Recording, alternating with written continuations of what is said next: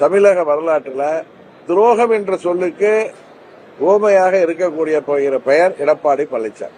மதிப்பிற்குரிய திரு எடப்பாடி பழனிசாமி அண்ணன் அவர்களை அம்மா மக்கள் முன்னேற்ற கழகத்தினுடைய பொதுச் செயலாளர், மதிப்புக்கும் மரியாதைக்கும் உரிய சகோதரர் திரு டிடிவி தினகரன் அவர்களே,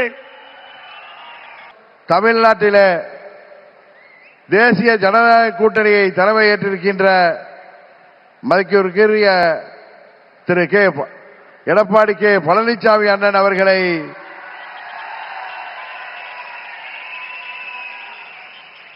முழுமனதோடு ஏற்றுக்கொண்டு வந்திருக்கிறோம். எங்களுக்குள் சண்டை சச்சரவுகள் இருந்தது உண்மைதான்.